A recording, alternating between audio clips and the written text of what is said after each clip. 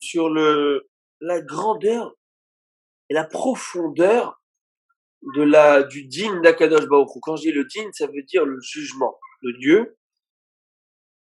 Et chacune de nos actions dans ce monde, de nos pensées, elle est vue au microscope. Et je vais lire quelques lignes, je vais même amener quelques détails, quelques exemples, pour voir comment une action, lorsqu'on fait quelque chose, une mitzvah, ou chas v'shalom, une avera, ou même une action qui peut être banale, tout est vu au microscope et passé au peigne fin. Et l'action n'est pas vue de manière globale, une action de mitzvah ou une action de avera. Non. Chaque détail dans la mitzvah, il peut y avoir dans cette mitzvah des détails, j'allais dire, moins glorieux. Et même si en fin de compte, il y a quelque chose de magnifique qui est sorti de cette action. Et ainsi, même dans la avera, dans une action de avera, une action mauvaise, il peut y avoir même dans ces actions, j'allais dire un défaut parfois dans Rabbin Malkiel. Shalom, Rabbi Moshe. Écoutez-moi bien, s'il vous plaît, faites consacrer le cours, les rifou Ashlema, je suis aux urgences avec ma femme, Aïcha Bat Garcia.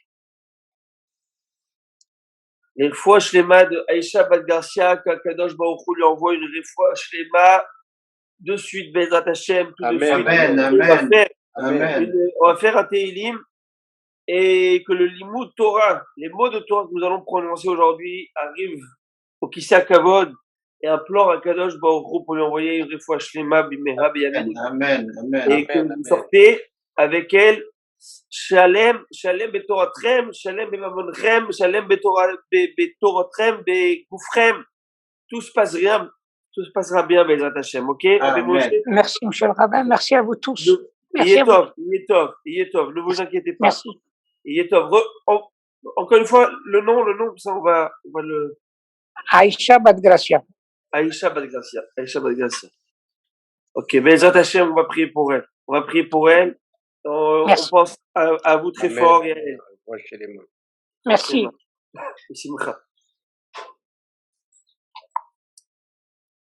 Qu'Akadosh Baruch Hu nous envoie des fois chez moi. Amen. C'est tellement dur là. Amen. En tout cas. Alors en parlant de ça, vous voyez déjà, regardez la grandeur du Ham Israël. Voilà, maintenant je vous parle de ça. Dans le moment dur que M. Derry est en train de passer, parce que c'est pas shoot, mais il se retourne vers qui? Vers Akadosh Baruch Hu. Et moi je le dis, maintenant je vous parle avec vous là, je dis Hachem, avec les médecins, la modernité, ce que tu veux, tu vois, il n'y a que toi. Si on se tourne à toi, ça veut dire qu'on te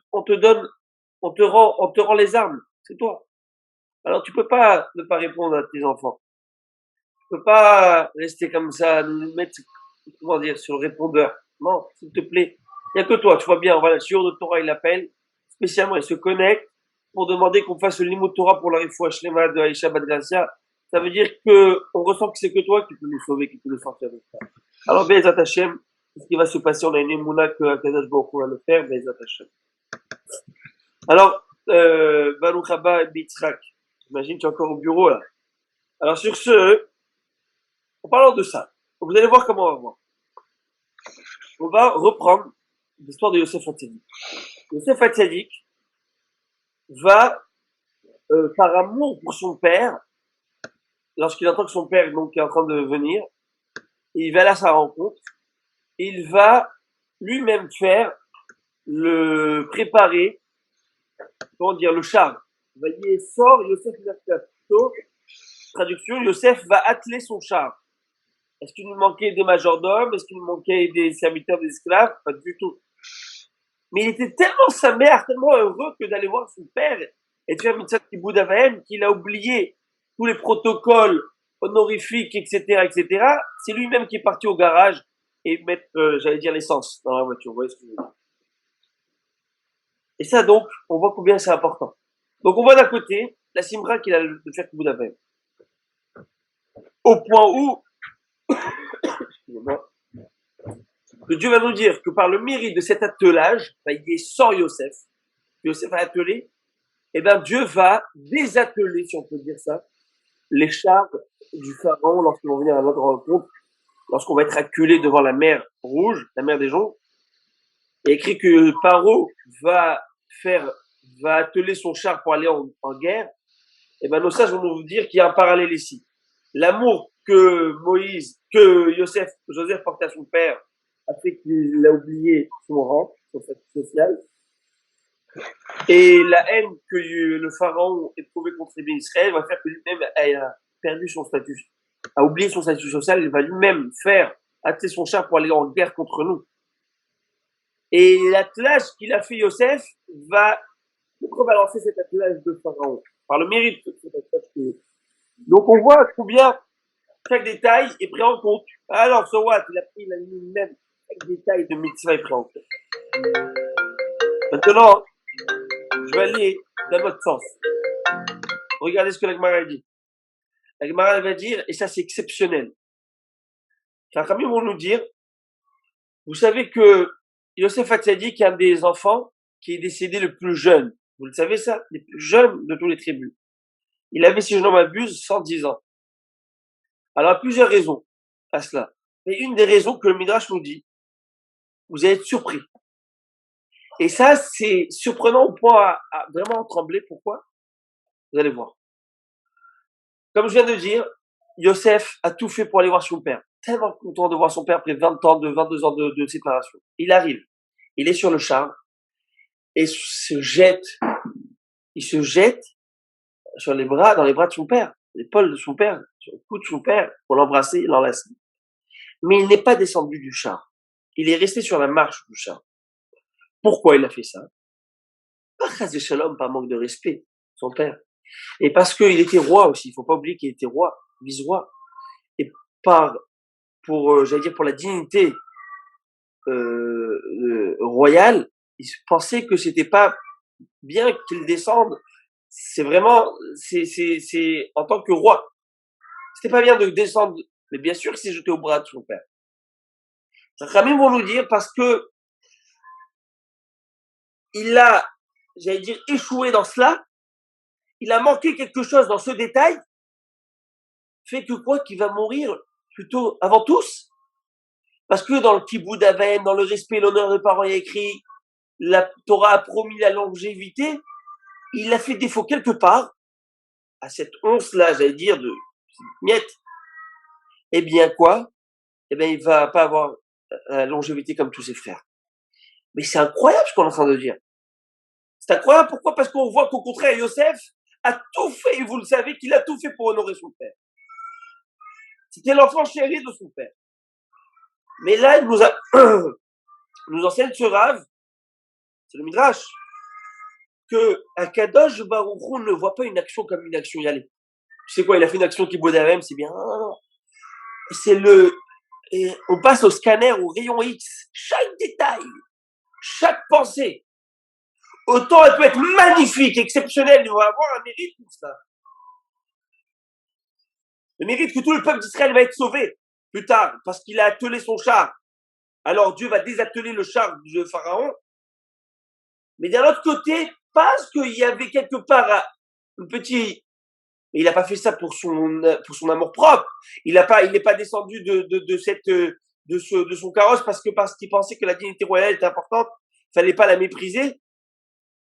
Mais c'est jeté dans le bras de son père quand même. Non, quand même. Et ça montre la grandeur et la profondeur du jugement d'Akadosh Baruch. Et on va avancer encore un exemple surprenant. Je vous en prie. Restez avec moi. On va voir que Rahav Azona, vous avez tous entendu parler de Rahav Azona. Rahav Azona, c'était une courtisane qui, à l'époque de la sortie d'Égypte, lorsque nous sommes arrivés après 40 ans d'errance dans le désert aux portes d'Eretz Israël, Yehoshua bin Nun va envoyer deux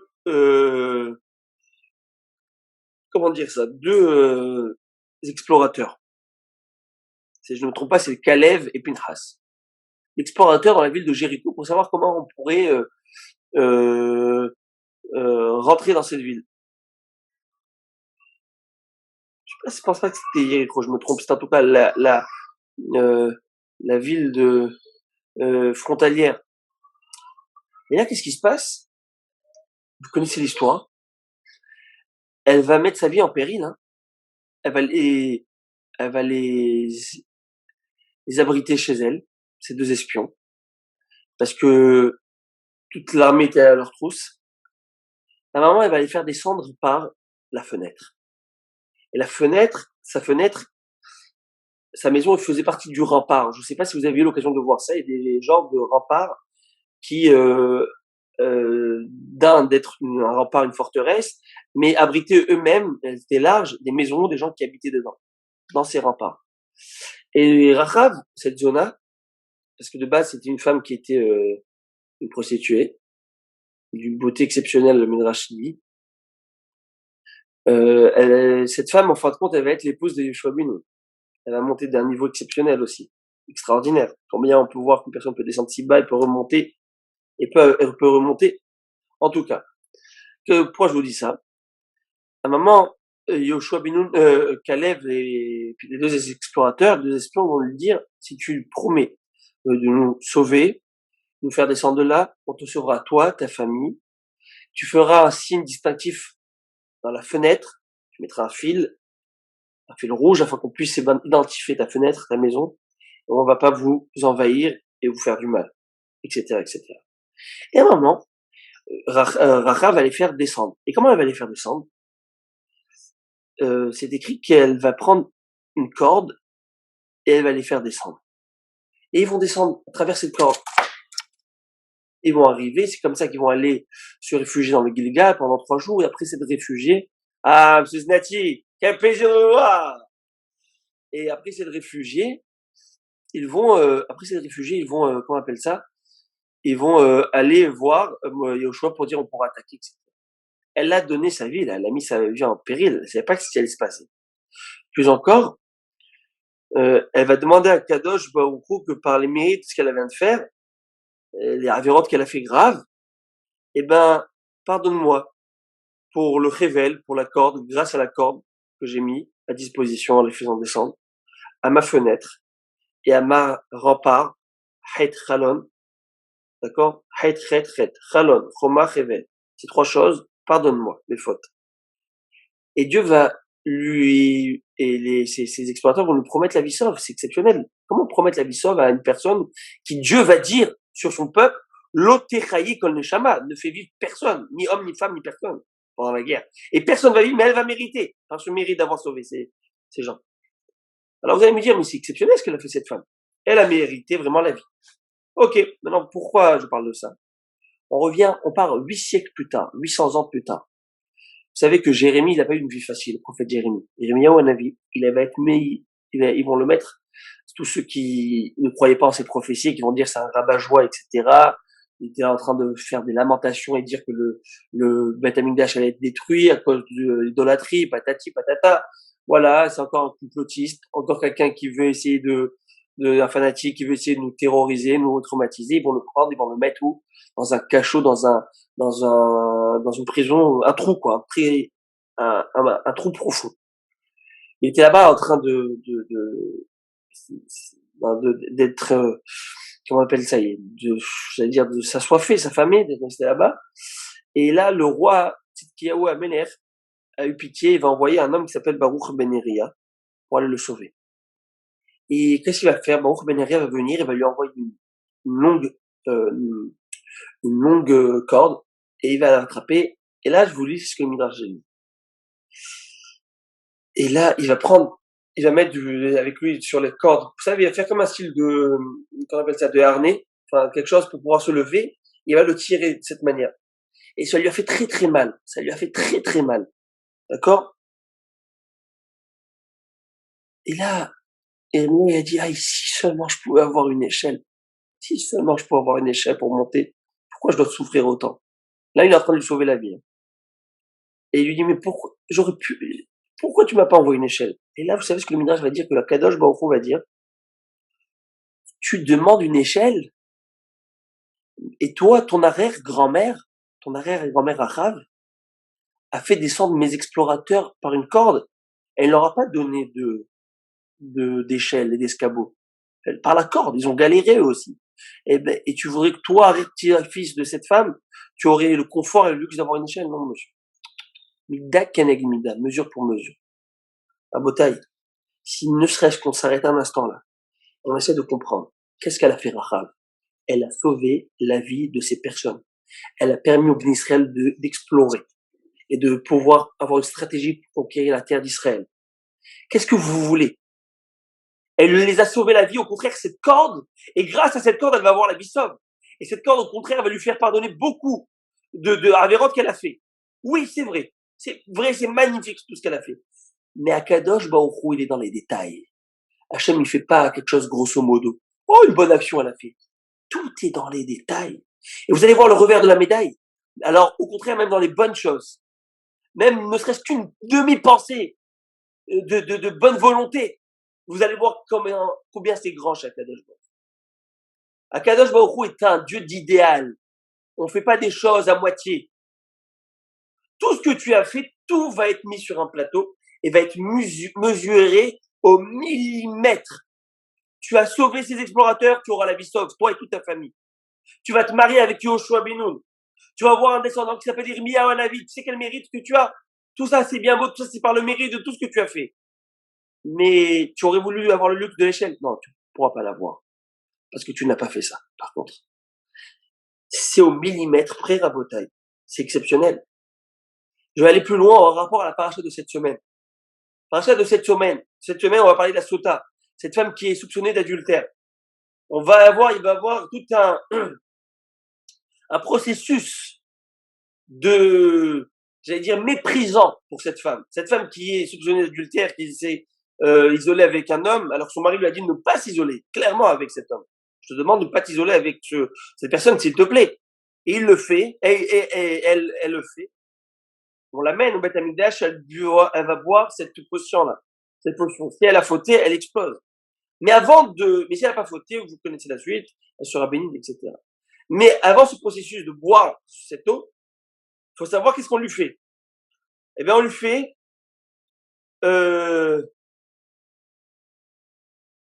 on la met, j'ai vu juste une image, hier soir, je parlais un peu avec mon fils de la paracha, parce qu'il m'a demandé, alors j'ai fait un petit point, il y avait j'avais une petite, de livre avec des illustrations pour les enfants, des illustrations, et il y avait la Palasota. Et quand j'ai vu cette illustration, c'est incroyable comment le visuel, ça marque. Parce que je connaissais ce midrash, pas de mais quand tu vois un visuel, c'est bien plus marquant. Tu vois cette femme, elle est dans le Sha'ar Nikanor, dans une place centrale dans le Beth Amikdash, au sud de tous les pèlerins, de tous ceux qui sont là en train de faire des corbanotes, des kohanim. Il y a une femme qu'on va, alors qu'on a l'habitude, et on doit normalement selon la halakha se couvrir les cheveux, et c'était normal. À l'époque, aujourd'hui, c'est quelque chose qui est devenu un peu c'est vulgarisé, mais c'était la base de la halakha que de se couvrir les cheveux. Et ben devant tous, on allait, j'allais dire, dénuder cette femme. Et quel bouchard devant tous. Ah, c'est cette femme là qui a dû, quelle, etc., etc. Vous imaginez quelle honte devant tous de se faire ça?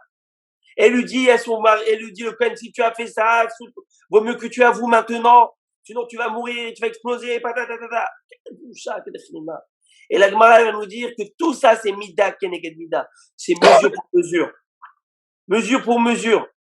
Toi qui as commencé à mettre de belles choses et de belles étoffes sur ton amant, eh ben, on va t'enlever l'étoffe de ton couvre. Toi qui qui t'es fait les yeux, le mascara et tout ça, tu vas voir des yeux gonflés de pleurs, des yeux gonflés de honte et de gêne. Toi qui as fait tout discrètement, nous on va te mettre tout devant tout le monde.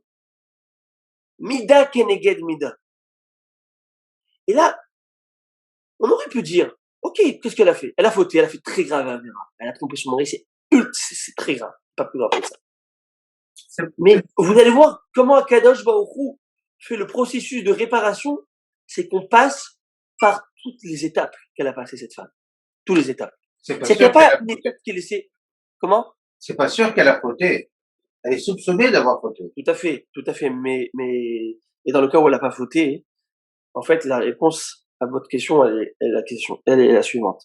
C'est qu'elle a fait quand même une avéra de s'isoler avec cet homme. Elle n'a pas le droit de le faire. Ton mari, de base, tu peux pas t'isoler avec un homme. D'accord? Tout seul. Ça, c'est un. Mais si ton mari te demande clairement, il te dit, je soupçonne cet homme, je le connais, je ne veux pas que tu vas avec lui. Et tu as flirté avec lui. Tu t'es fait draguer, tu l'as laissé te faire draguer, tu as fait autre chose. Peut-être tu t'es arrêté juste à l'acte, avant l'acte. Ok. Et c'est ça que nous dit le Sforno. Le Sforno nous explique à l'époque que du Haïgal Azahav, vous savez, le faute du veau d'or, dit ce qui a dérangé tellement à Moshe Rabbeinu. Il a descendu les tables de la loi, c'est-à-dire que pour lui, il était sûr de leur donner les tables de la loi, avant de les briser. Vous savez ce qui a gêné, Moshe? Plus que tout? Oui, ils ont fait une avodah zara, mais on peut encore revenir en arrière. Mais dès qu'ils ont vu danser autour du Yetzer Hara, autour de la avodah zara, c'est-à-dire que là, tu es en train de faire une avera, la méadrine, une méadrine. Tu fais une avera tout feu, tout flamme. C'est-à-dire tous les détails de la avera, tu les as fait avec le plus haut niveau d'implication. Là était le problème. Et c'est pareil ici dans le mesure pour mesure, c'est-à-dire que chaque détail est vu. N'est pas laissé au hasard. Alors maintenant, là, on l'a vu dans le côté négatif. Voyons-le dans le côté positif. Yosef Hatzadik, il a eu le mérite de porter l'anneau royal, le mérite d'avoir le collier royal, des habits de lin royal, de s'asseoir sur le char royal, de pouvoir que sa sagesse soit appelée Avrer, la plus grande sagesse mondiale. Le prix Nobel de la Chokhmah, c'était lui.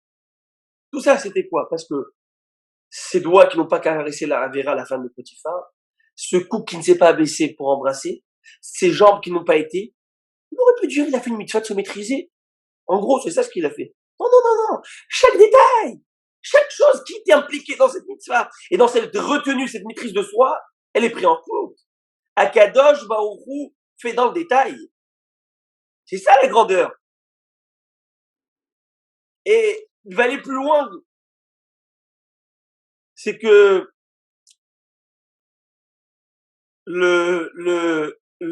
même dans la pensée, cette pensée qui n'a pas pensé à la Avera, Yosef n'a pas pensé faire. Parce que un homme ne peut pas faire des Averot, mais peut fantasmer à faire des Averot. Et ce fantasme, ces pensées qu'on va traîner vers la Avera, ça aussi c'est pris en compte. Au point où la Gemara va dire, et Rory Avera, Kashim Avera, les pensées de la Avera sont plus dures que la Avera. Pourquoi? Plus dures à maîtriser. Parce que, encore, la Avera, l'action, tu peux te maîtriser. Parfois même, tu as honte de le faire. Tu es gêné. T'imagines, on te voit faire ça. Tu te vois voler. Mais tu rêverais à voir. Si t'imagines que le gars qui est en face de toi à la synagogue, il pense, et il sait que tu penses que tu rêverais à voir sa maison. Tu t'imagines? Tu prendras jamais. Tu lui fais toi le sourire de Shabbat Shalom que tu veux. Par contre, quand tu penses à sa Mercedes ou à la dernière voiture qu'il a achetée, oh là là, tu brûles de jalousie dedans. Lui, il sait pas ça, mais le bon Dieu, il le sait.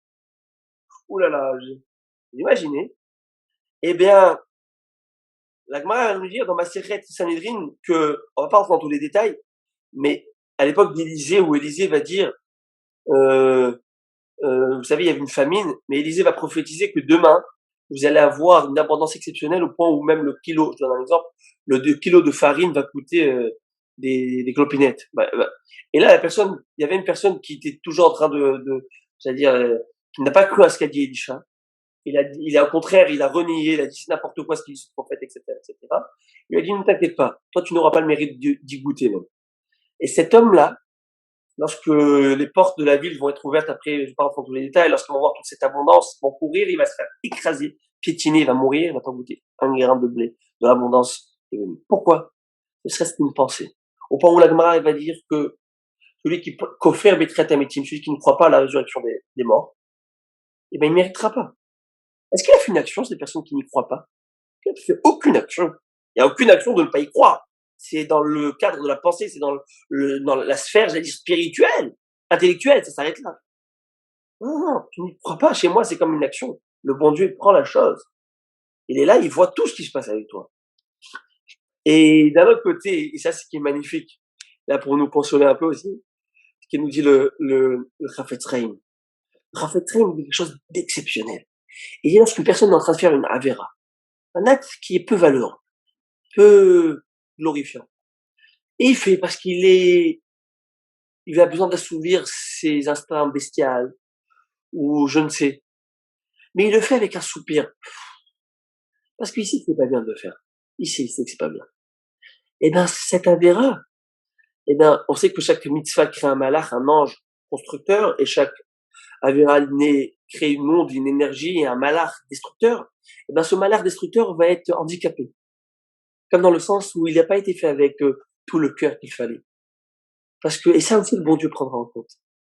T'as fait une Avera, quand tu le fais, tu sais que c'est pas bien, mais t'es dominé, t'es serviteur de tes désirs. Ok, tu as fait une Avera, c'est grave. Mais c'est pas du tout considéré comme une personne qui avait la possibilité ou qui le fait avec cœur joie. Ça, c'est bien plus grave. C'est exceptionnel comment chaque détail rentre. Et je termine, j'allais dire en beauté, c'est pas pour me lancer des fleurs, mais c'est le Sorav, qui s'appelle Lyoné Moussa, il dit quelque chose de très fort. Vous allez voir, on va parler encore de la paracha. À la fin de la paracha, on va parler du Nazir. Vous savez, le Nazir. Le Nazir, c'est cet homme qui doit prendre sur lui, c'est pas la fin de la paracha, c'est au centre de la paracha, celui qui prend sur lui de plus l'abstinence, de plus boire du vin, de se couper les cheveux, etc. Et à la fin, dans l'Aftara, on va lire quelque chose qui est en rapport à ce Nazir, c'est Samson, Shimshon. Shimshon qui va être un de nos derniers juges. Et il a été Nazir dès, j'allais dire, sa conception. Le malach va dire à sa maman de ne pas consommer de fruits de la vigne, même enceinte. Et puis après, lorsqu'il va naître, rien ne lui donner de ça, ne pas lui couper les cheveux, etc., etc., etc. Vous connaissez l'histoire. Et et toutes les guerres contre les Philistines, c'est lui qui va les mener. C'est un homme vaillant, un homme fort, qui était doté d'une force herculéenne. Et le secret de cela, de cette force, c'était le fait qu'il ne se coupait pas les cheveux, qu'il ne buvait pas du vin, etc. C'était un géant dans les deux sens, un géant dans la force et un géant dans la spiritualité aussi. On va voir qu'il a fait des choses peut-être entre guillemets graves, mais c'est à son niveau.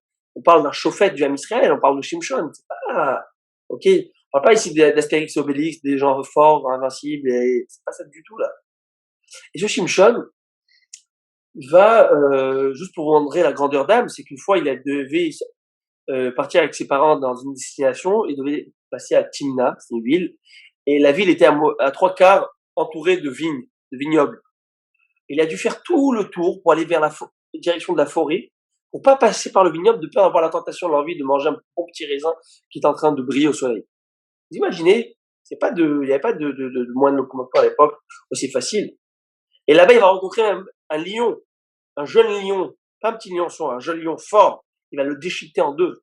C'est donc le Navi, vous pouvez le lire. En tout cas, une force exceptionnelle. Et ce géant va tomber dans les filets d'une femme. Parce qu'il va dire, il a trouvé une femme magnifique, certaine Dalila, femme qui était exceptionnelle à ses yeux. Vishara Bena, il va dire, elle est belle à mes yeux, elle est droite à mes yeux, elle est bien. Mais c'était une femme du club ennemi, des Philistines. Et ben, ils ont trouvé comment la pâter. Ils lui ont envoyé une femme. Ça a toujours marché. Presque, en tout cas. D'envoyer de belles femmes qui vont amadouer, qui vont essayer de faire tomber dans les filets. Maintenant que en parlant de ça, j'ai cette image du pauvre qu'Hachem venge son sang. C'est Ilan Halimi. Ilan Halimi, vous vous souvenez de Ilan Halimi? Isken. Quelle atrocité il a passé. Et par quoi il est passé? Par cette femme. Par cet appât. C'est cette femme qu'ils ont mis, elle va aller le draguer, et il va tomber malheureusement dans le filet de ce etc. Faut pas se faire de film. Cette belle femme là en rouge à lèvres avec sur ses talons aiguilles, c'est cette même femme qui va te mettre l'aiguille sur ta tête. C'est elle qui va t'écraser. Ce même Yitzhara qui va te tuer. Il faut pas se faire de rêve. Et cette femme, c'est ce qu'elle va faire à Shimshon. Elle va demander à Shimshon, s'il te plaît, Shimshon, c'est quoi ton secret? Et Shimshon va lui donner, au début, un faux secret. Elle va l'attraper, elle va lui faire des choses, Elle va dire, par exemple, au début, elle va dire, tu vas m'accrocher avec des cordes. Si tu m'accroches avec des cordes de lin frais, fraîchement tressé, je pourrais pas m'en défaire. Elle va le faire. Et elle va appeler les Philistines à venir à leur renfort. Et lui, et là, elle va dire quoi? Tu m'as menti? Vous imaginez, est-ce que vous croyez qu'il était bête, mais il était, quand tu es attaché à une personne, les amis nous disent que la Goya, quand elle s'accroche à toi, la Vera de se marier, Kshora Bokakelev, elle s'attache à toi comme un chien qui a attrapé un os, il veut plus le lâcher. Il va plus le lâcher. Il va plus le lâcher jusqu'à le faire descendre plus bas, plus bas, plus bas. Mais tu vois qu'elle t'amène, elle va te tuer, elle essaye de te faire, tu crois que quoi, elle essaie de, tu vois, elle veut plus te connaître, elle veut te découvrir, non, elle essaie de t'amener vers le plus bas possible, de te tuer. Et il va lui laisser, jusqu'à la fin, il en pouvait plus de cet harcèlement, il va dire le vrai secret. Elle va lui couper les cheveux, elle va faire amener tout le monde, ils vont l'enchaîner. Vous savez quelle atrocité ils vont lui faire? Ils vont lui crever les yeux, lui enlever les yeux. Vous imaginez? Et le Midrash, ils vont le mettre dans j'allais dire, un amphithéâtre il y avait là-bas 3000 personnes. Partout, pour voir la fin de ce valeureux homme. Et vous savez, pour eux, c'était la plus belle victoire. Le cessez-le-feu. On a réussi à les faire tomber. Aïe, aïe, aïe, aïe, aïe. Ça passe que la Kadosh Baruch Hu leur prépare. Le bon ange, alors là. Si nos tzadikim payent, pourquoi? Pour la poussière d'erreur qu'ils ont fait. Alors imaginez-vous ces personnes qui tuent avec un sourire au visage. Tuer c'est une chose, mais avec un sourire au visage, c'est encore plus. Et je vous ai dit, Akadosh Baruch Hu, il fait passer tout et rien. Chaque dent que tu as montré durant ton sourire, il vous paye. Il y a pas d'à peu près. Il y a pas d'à peu près. Akadosh Baruch Hu, c'est ce qu'il fait. Je reviens à Shimshon. Shimshon va être là et va être enchaîné. Ils vont le mutiler, se moquer de lui, le mépriser. Vous imaginez tout ce qu'ils ont pu lui faire, je n'ai pas besoin de détails. Et ils lui ont écorché les yeux. Pourquoi ils lui ont écorché les yeux? Shimshon, il le sait. Shimshon, il le sait, il dit, ces yeux-là qui m'ont trompé. Je me suis laissé berner par ses yeux en pensant que cette femme était bonne, était bien pour moi, alors qu'elle était interdite à moi. Eh ben, regardez, ça, c'est pour ça qu'il a été puni. C'est sa punition, c'est pour ça qu'on lui a enlevé les yeux. Maintenant, je vous cite un deuxième midrash. Midrash, on va dire que c'est un passouk très connu, où Shimshon va dire Zochenina vechaskenina. Dieu, s'il te plaît, souviens-toi de moi et renforce-moi une dernière fois.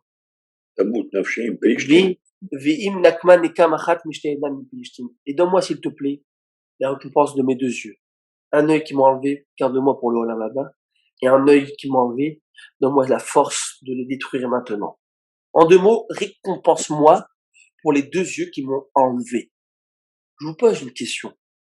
Lorsqu'ils lui ont écorché les yeux, je vous l'ai dit tout à l'heure, c'était une conséquence, une punition de quoi? Du fait qu'il s'est laissé berner par ses yeux, il a mis tout le peuple à une déchéance à cause de ça. Parce qu'après, le juge qui était lui, le chef, vous imaginez tout ce qu'il pouvait avoir après. Donc, ces yeux qui ont été, j'allais dire, crevés. Qu'est-ce que Shimshon demande? C'est ensemble demande une récompense pour ces yeux qui ont été crevés. Et garde-moi le prix d'une récompense pour le monde futur, une pour le surmonti, et laissez-moi les tuer. Et c'est ce qui va se passer, qu'une dernière fois, il va être pris d'une force exceptionnelle.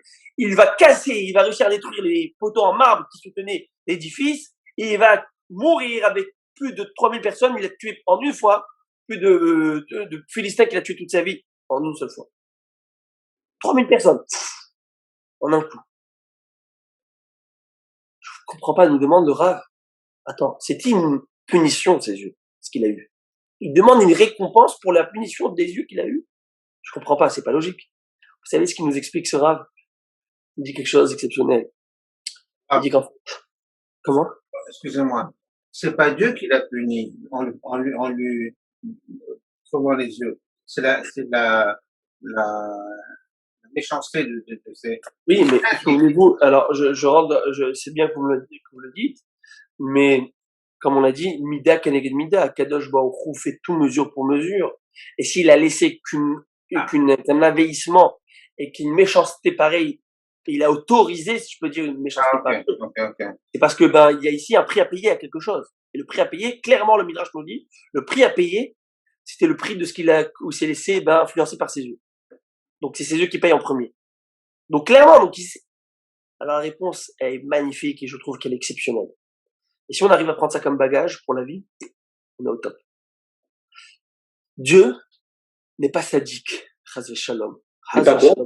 N'est pas sadique. Non. Pas sadique dans le terme Non, je comprends. Français, dans le terme français. Mais il est oui sadique. Alors, j'explique. Chas v'shalom. Lorsqu'on envoie quelque chose à quelqu'un, c'est pourquoi. Lorsqu'une personne a une souffrance quelconque, ou quelque chose qui le met de manière inconfortable, alors nous sommes dans un focus humain si petit, mais en fait, il faut qu'on se réveille. C'est pour nous réveiller à quelque chose. Et à nous d'aller trouver quel est ce réveil. Toute chose qui arrive dans le monde, ou toute chose qui m'arrive, comme la Gemara va nous dire, si un homme s'est fait mal au petit doigt, ou il a manqué une marche, je ne sais pas. Oh, c'est un hasard, j'ai pas fait attention. J'aurais dû être plus prudent. Oh, je me suis pas tenu à la rampe. Il y a une raison, le bon Dieu t'envoie quelque chose pour te faire réparer quelque chose, là. Toi, à toi de chercher. Je veux pas tout te dire. Donc, c'est pour te réveiller à une certaine teshuva. Shimshon, il dit, I get, j'ai compris le message. Merci Hachem, j'ai compris le message. Tu m'as enlevé les yeux, j'ai compris exactement pourquoi. Parce que je suis tombé dans l'erreur de mes yeux, je l'ai compris. Je fais teshuva sur ça. Si au contraire, cette punition, entre guillemets, l'a réveillé à une teshuva, oui, tu peux aller demander une récompense. Parce que c'est devenu un tremplin et un accessoire pour t'amener vers Dieu, au contraire. Et non pas simplement une conséquence, un acte ponctuel, ça s'arrête là, pas du tout. C'est que ça m'a aidé aujourd'hui à comprendre où était mon erreur et à me rappeler du divin et à me rapprocher de lui. Et ne plus recommettre cette même erreur. Si c'est comme ça, dit Shimshon, j'ai compris mon erreur, maintenant je mérite une récompense. Des deux yeux. Un œil dans le monde futur et un œil ici. Ça, c'est voir comment, c'est Akadosh Baruch Hu, comme je le dis au peigne fin. Tu as compris ton erreur, on avance. On va pas rester dans le même problème. On avance, bravo. C'est pour ça que, souvent, quand nous arrive des huttes, moi, je vous invite, Akadosh Baruch Hu, j'ai parfois du mal à comprendre le message, mais je te demande s'il te plaît, ne m'envoie pas le message par des souffrances. Je te supplie. Fais-le-moi comprendre différemment, avec douceur. Et c'est ce qu'Akadosh Baruch Hu fait. Hachem en Baal Rachamim Pogea Benefashot Techila. Le bon Dieu ne touche jamais le corps de la personne. Jamais. D'abord, il envoie des signaux. Mais que faire que l'homme, dans sa léthargie, dans son sommeil si profond, a du mal à se réveiller, à revenir à ses habitudes, à ses coutumes. Il a du mal à changer. Changer une nature, c'est trop difficile, c'est très difficile. Mais c'est possible. Demandez à une personne à 50 ans d'arrêter de fumer, vous allez voir ce qu'il va vous dire. Mais c'est possible. Parce que si ton médecin il te dit que dans 2 semaines, il te reste à vivre, ou tu t'arrêtes tout de suite ta clope, ou tu continues comme ça, il te reste 2 semaines à vivre, tu vas t'arrêter pour ta femme, pour tes enfants, pour tous ceux qui sont chers à tes yeux. Pour celui qui est cher à tes yeux, qui est là, qui veille sur toi, 24/7, tu vas le faire. Ça, n'oublie pas ça. C'est ce qui est important. Vraiment, la bataille, c'était donc une idée que je voulais partager avec vous. Et là, on reprend la Gemara. Alors, Aaron, oui, Aaron. Non, Aaron, je suis pas du tout content. Parce que je t'ai dit que je voulais faire 2-3 minutes de Divrei Torah avant de faire la Gemara. Tu vois, là, Aaron. Bon, allez. On avance. On reprend, nous sommes à la page 25, folio A. Daf Kaf He, Hamoud Aleph. On est premier tiers de la page. Donc, on revient un petit peu au halachot et aux lois de l'hygiène du corps et de l'hygiène qu'on doit avoir lorsqu'on prononce des mots de Torah ou des mots de sainteté. En parenthèse, j'ai revu cette halakha que je vous avais dit ça fait quelques jours. Vous vous souvenez, je vous avais dit qu'on n'a pas le droit, parce qu'il y a écrit dans la Torah, Vaya Mahanecha Kadosh. Ton camp, ton campement, ton périmètre, tes domaines doivent être Kadosh, pur, saint, propre. Et donc, on ne peut pas dire de nom de Kedusha ou de Torah dans un endroit mal propre. Ok. Donc, pourquoi dans un toilette, jamais, on ne peut pas dire de Divrei Torah, on ne peut pas parler, on ne peut pas dire répondre du brachot, on fait rien là-bas. Très bien, c'est clair. Mais je vous avais dit que si une personne était pris de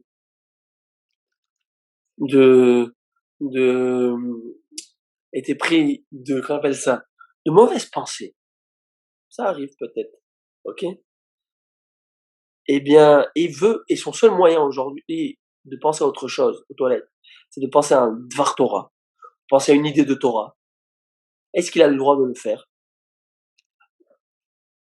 Donc, ce n'est pas dans le sens d'étude de la Torah, c'est dans le sens pour enlever une idée malsaine, une idée qui est interdite d'avoir. Eh ben, je vous avais dit que oui, on a le droit de le faire. Je revérifié. Le rabbi Raphaël Baruch Toledano, il amène ça dans ses halachot, du nom du Kaf HaHaim, que oui, on aurait le droit de le faire. Vous imaginez que le type, sa seule avéra qu'il a Yom Kippour, c'est qu'il a pensé des divrei Torah pour enlever des mauvaises pensées. Alvaï, en tout cas. Maintenant, on revient à notre Baoumine et Rav Shechet. On a posé cette question à Rav Shechet. Reach ra shen lo ikar maou. Quelle est donc la loi qui concerne une odeur qui est repoussante, mais qui n'a pas de source matérielle, comme par exemple une flatulence. Une flatulence, c'est une mauvaise odeur, mais qui n'a pas de source matérielle, d'accord? Quoique dans l'estomac de la personne, ou dans mais elle est pas là. Amar Léou. Alors Rav Shechet va leur dire, en deux mots, donc est-ce qu'on a le droit d'étudier? Est-ce qu'on doit s'arrêter d'étudier? Est-ce qu'on a le droit de faire le schéma? Qu'est-ce qu'on fait? Le Hamida? Qu'est-ce qu'on fait? Amar Léou, il va leur dire, Atou hazou anet tipé des béraves. Venez voir, tipé des béraves, c'est des nattes de paille à la maison d'études. Des hané ganou vané garcé. Alors qu'il y en a qui dorment, il y en a qui sont en train d'étudier, j'explique. À l'époque, il n'y avait pas vraiment, même dans les gens qui venaient étudier dans le Beth Midrash, les étudiants de Torah, peut-être ceux qui vivaient au Maroc peuvent encore, j'allais dire, se comprendre ça d'une manière plus facile. C'est que ils avaient un petit peu, la synagogue au Beth Midrash, c'était comme un grand salon marocain. Vous voyez ce que je veux dire? Ça veut dire, sur le côté, il y avait des gens qui étudiaient, il y avait aussi des gens qui s'allongeaient, qui s'endormaient. Ils étaient fatigués après l'étude. Ils s'endormaient là-bas, ils n'avaient pas où dormir. C'est là-bas où ils dormaient. D'accord? Ils mettaient hop, ils dormaient. Aujourd'hui, c'est le luxe, des chivotes. Douche, une chambre à 2 lits, 3 lits, shampoing, pas shampoing, quel shampoing tu veux, quelle douche, quel migvé. Aujourd'hui, dans les migvés, il y a des salles de musculation. Wow, ce qu'il n'y a pas aujourd'hui. Ok? Donc, mais à l'époque, c'était comme ça. Alors, il dit, il y a des gens qui dorment. Et lorsqu'il y a des gens qui dorment, vous le savez très bien, une personne qui dort n'a pas, j'allais dire, son corps, il maîtrise pas son corps, donc il peut avoir des flatulences, oui ou non. Et ça arrivait qu'il y avait des gens donc qui avaient des flatulences, et il y avait des gens qui étudiaient en même temps. Et ils vont pas arrêter tout le Beth Midrash d'étudier parce qu'il y a une personne qui a fait un gaz. Donc preuve que quoi? Que tant qu'il y a une source qui est impalpable, il n'y a pas de source matérielle, c'est pas grave. Et tout ce que je viens de me prononcer, ces décisions que je viens de vous dire, ce n'est que en rapport à l'étude de la Torah. À l'étude de la Torah, d'accord? Parce qu'on ne pourrait pas interdire d'étudier tout un Beth Midrash à cause de ça. Mais si par contre tu es en train de faire la mitzvah du schéma, tu es Mekabel Olmaïchot Yamaim, tu es en train de recevoir sur toi la souveraineté divine, ou tu es en train, et ben dans ce cas-ci, tu n'as pas le droit. Même tout le Beth Midrash, s'il y a une mauvaise odeur, il doit s'arrêter. Tu peux pas faire maintenant le schéma. Et tout ce qu'on t'a permis d'étudier la Torah, de ne pas arrêter de ne pas t'arrêter d'étudier la Torah, c'est dans le cas où c'est une flatulence ou une odeur de quelqu'un d'autre. Mais si c'est la tienne, il n'a pas le droit d'étudier la Torah non plus. Bon, attendre qu'elle se dissipe. Alors messieurs, on avance. Itmar, question intéressante, question d'actualité de l'époque, aujourd'hui peu moins. Une question. Quand un individu a une flatulence, lui-même, est-ce qu'il doit aller faire un Netilat Yadayim ou se laver les mains? Non. Non. Non. Non, ou sinon les pauvres, ceux qui ont du mal au ventre toute la journée, ils vont être avec un lavabo. Non. C'est ça, hein. Voilà. La Torah a été donnée aux hommes. C'est pourquoi on est en train d'étudier et traiter sous ces sujets d'hommes. Ok, en tant qu'humain. Itmar, Tsoar Overet. Qu'est-ce qui se passe? À l'époque, il y avait des pots de chambre. Vous savez ce que c'est les pots de chambre? Tu crois qu'à 3 heures du matin, je vais aller sortir là-bas dans des latrines qui font peur avec des serpents, je ne sais pas moi ce qu'il y a là-bas. Ne serait-ce qu'une petite araignée, moi, mon épouse, elle voit une araignée, elle dort pas dans la maison, ce soir-là. Et il faut faire un déménagement. Alors vous imaginez ce qu'il y avait? Alors, le gars, il est en train de faire le schéma, ou il est en train d'étudier, on va le voir. Il fait le schéma. Il a la salle à manger. Et un type, ou la femme de ménage, ou quelqu'un, elle prend le pot de champ pour aller le vider. Elle passe. Donc, tsoa overet. C'est-à-dire une matière fécale qui est en train de passer. Qui passe. Mhm.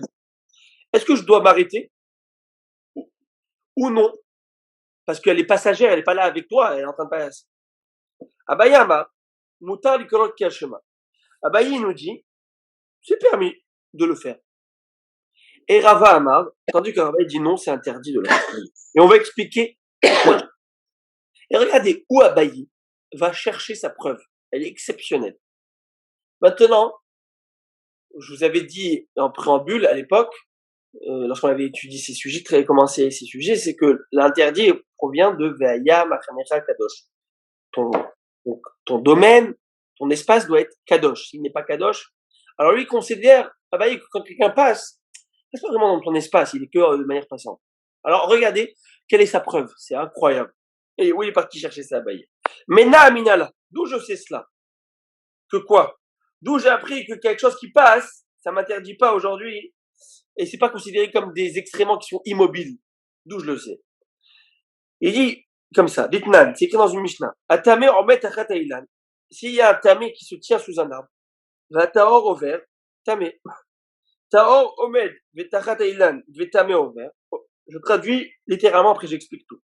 Par contre, si le taor, l'homme pur, se tient sous l'arbre, vetame au vert et l'homme impur passe sous l'arbre, le taor reste taor. Et Mahmad, et si le tamé s'arrête et se tient sous l'arbre, il est tamé. Alors, je vais expliquer, je vous en prie. Quelqu'un qui est impur par la tsaraat. La tsaraat, c'est la lèpre. Je m'avais dit qu'il n'est pas connu aujourd'hui parce que c'est une maladie spirituelle. Quelqu'un qui est lépreux doit quitter les 3 campements de la Shekhinah, de la Lévia, des Lévi'im, de tout le monde. Il va vivre, Bada Deshev, qu'il aille vivre en dehors de tous. Pourquoi? Il y a des raisons à cela. Maintenant, il est impur. Ce qui touche est impur. Mais lui, il a une impureté qui est incroyable, qui ressemble à celle du mort. Vous savez qu'un mort qui est dans une pièce, il y a ce qu'on appelle Pumatoel. Tout ce qui est abrité sous le toit de ce mort est impur. Et ben le Metzora aussi. Le Metzora, s'il est sous un toit, et ben il va impurifier ce qui est sous son toit. Et quand je dis Metzora, il va y avoir aussi, par exemple, alors laissez-moi, je vais terminer un petit détail pour comprendre. Donc c'est quelques détails à comprendre avant de terminer la preuve. C'est que il faut qu'il soit, ici imaginez-vous, il y a un arbre. Vous savez, il y a ce genre d'arbres qui ont avec leur branchage, créent comme un certain poids comme ça. Ok? Et il y a une personne qui est tamée, impure, sous les branchages. Et il y a une autre personne qui est pure, en Israël, qui se met à côté. Il ne le touche pas. Et ben il devient impur. Pourquoi il devient impur? Parce que l'impureté, c'est comme un toit, il s'est propagé sur lui. Par contre, c'est écrit que si l'impur est immobile et le pur marche, il fait que passer, hop, il prend tout de suite l'impureté. Quand même, parce qu'il y avait l'impur qui était là-bas, qui était immobile. Par contre, si le pur était immobile et c'est l'impur qui marchait, il ne s'est pas arrêté, eh ben il n'est pas impur et il reste pur. Donc il te dit qu'est-ce que je vois? Pas terminé. On verra que même une pierre d'une maison qui a été atteinte de la Metzora, de la Tsaraat. Vous savez qu'une maison à l'époque pouvait être aussi atteinte de la Tsaraat. Cette pierre-là, même cette pierre-là, elle a la même loi de la personne qui est devenue impure. Et donc c'est une personne qui lui n'était pas Metzora, mais il a attrapé cette pierre. Donc il devient impur, mais pas comme un Metzora. Et il prend, il se balade. Il se balade avec, sous cet arbre. C'est écrit que s'il s'est baladé avec sous cet arbre, bien que cet arbre, elle est posée, je veux dire, excusez-moi, cette pierre était posée dans les mains. Elle est immobile elle-même, la pierre. Mais comme elle est de manière passante et passagère, c'est comme si elle n'était pas immobile. Et pour pouvoir impurifier par facteur de toit, j'allais dire, il faut être immobile. Et comme lui, il marchait avec cette pierre dans les mains, bien que la pierre est assise, ok, sur ses mains, et ben c'est comme si qu'il est mobile. Et donc ça va pas impurifier. Et donc il te dit, je comprends que ce pot de chambre qui est immobile dans les mains, mais comme la personne marche, est mobile, donc on ne considère pas qu'il est en train j'allais dire, de contaminer mon espace. De contaminer mon espace. Vous voyez, donc c'est la preuve. C'est incroyable où il est parti chercher ça. Parce que là, on parle, Rava, il va lui dire, allô. Rava, Amar Lecha, Rava, il te dit, mais tu compares l'incomparable. Mais vraiment l'incomparable. Atam bikviruta taliamilta. Dirtiv badad yeshem michut samachane moshav. Là-bas, pour transmettre la touma de Tsarat, tout dépend du fait, il faut que la source de la touma, elle soit permanente. Permanente veut dire immobile, permanente. Et comme il y a écrit, il va demeurer isolé, sa résidence sera hors du camp. Et le terme résidence sous-entend une permanence. Et donc, ça nous indique que toute chose qui est mobile n'est pas permanente. Par contre, là, ça n'a rien à voir. Là, on parle de quoi? De faire le schéma devant une source malpropre. Et la Torah t'a dit, Vaya machanecha kadosh. Ton espace doit être propre. Et là, même si elle est passagère, même si elle n'est pas permanente, elle passe. Au moment où elle passe, est-ce que c'est propre ton espace? Non. Et si ton espace n'est pas propre, donc ça n'a rien à voir avec l'histoire de la touma, de l'impureté et de la pureté. Pureté et impureté, il y a ces lois relatives. Point. Là, toi, la notion du pot de chambre, c'est une notion de propre ou d'impropre. Et bien là, c'est impropre. Point la ligne. Et c'est la lacha, elle est comme ça. Très logique.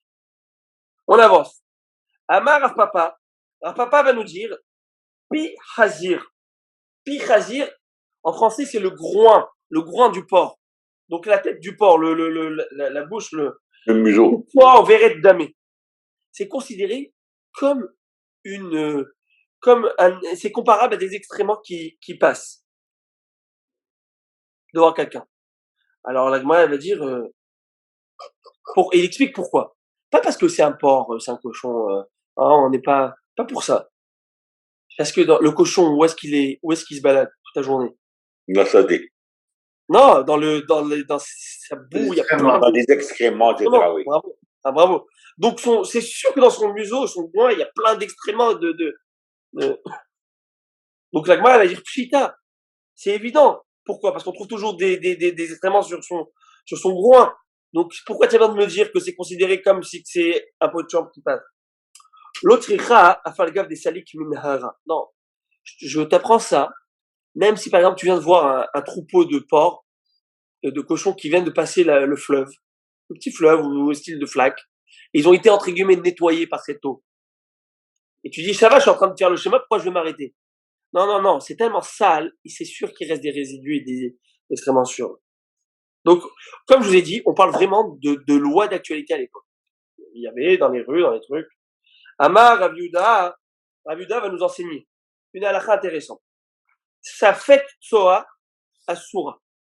Quelqu'un, on a un doute quant à la présence d'un excrément quelque part. On ne sait pas. J'ai un doute parce que j'avais vu par exemple, quelqu'un qui a senti une odeur bizarre, mais on n'arrive pas à déceler. Est-ce que je peux faire le schéma ou pas? Alors c'est très simple. On avait vu que dès que tu as un doute, dès que tu es sûr, tu as d'extrêmement devant toi, tu peux pas faire le schéma. Tu as même des urines, tu peux pas faire. Parce que Vaya Machanecha Kadosh.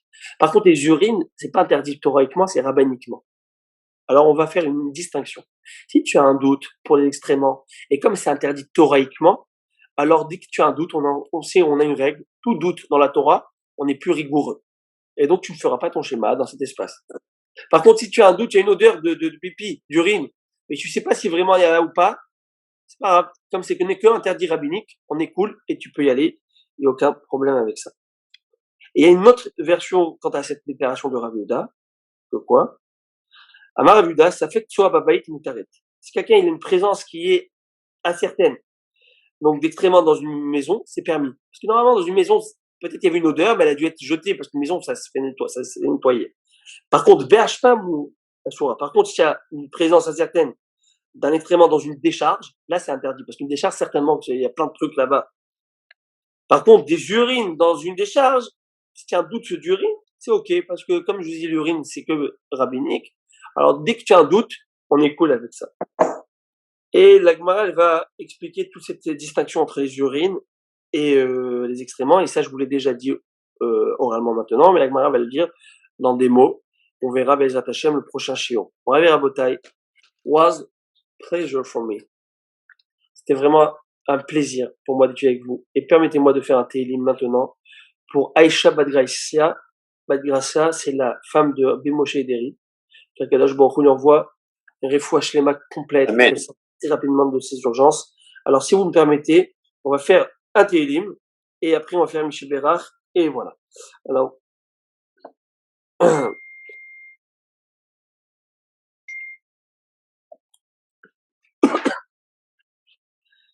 שיר למעלות, אשא עיניי אל ההרים הנה יבוא עזרי. עזרי מעם אדוני עושה שמיים וארץ, אל יתן לעמוד רגליך אל ינון שומריך. הנה לא ינון ולא יישן שומר ישראל, אדוני שומריך, אדוני צילך על יד ימינך. יומם השמש לא יככה וירח בלילה. אדוני ישמורך מכל רע ישמור את נפשך. אדוני ישמור צאתך ובואך מעתה ועד עולם. יברך אמותינו שרה רבקה רחל ולאה ויברך את האישה צנועה מארת, האישה בת גרשה אשתו של רבי משה דרעי. ועקד העלמה יברך אתה וזכייתה וישלח לה רפואה שלמה Amen. כל איבריה וכל גידיה. אין לה רפנה לה, אין לה Amen. רפנה לה. Amen. צורה זכות הלימוד, זכות התהילים שעשינו בעדה, תתברך, תתרפא ותעמוד על קו הבריאות, תתברך בכל המערכות כולם וכן יהי רצון, ונאמר אמן. Amen. ברוך, כל טוב, רבותיי, Shabbat shalom. בת שלום וברך.